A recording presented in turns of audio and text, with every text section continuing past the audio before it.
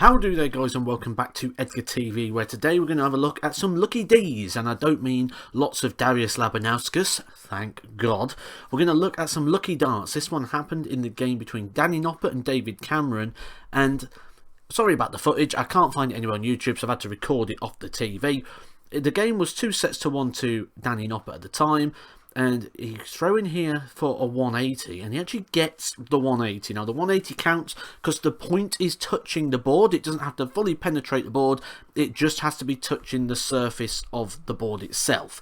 Now, you might not have seen what went on there, so you'd be excused. So what I'm going to do is slow-mo this down so you can have a look at this a little bit closer. Now, you'll see here Danny Noppert throws the dart.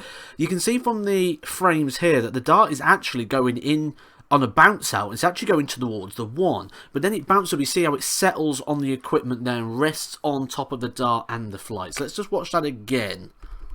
So you see here, dart coming in, it's going down into the ones.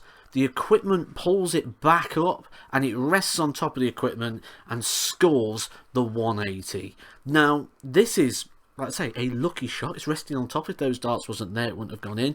Brilliant for Danny Noppert. You'd be a bit hard done by if you're David Cameron, but I suppose the deflection has to go somewhere. In this case, it landed in perfectly. We've seen this before on the Pro Tour with Steve Beaton, and also a couple of weeks ago, I was doing commentary duty on the Modus Super Series, and James Richardson had a very, very similar situation here. You see, gets the first two darts in.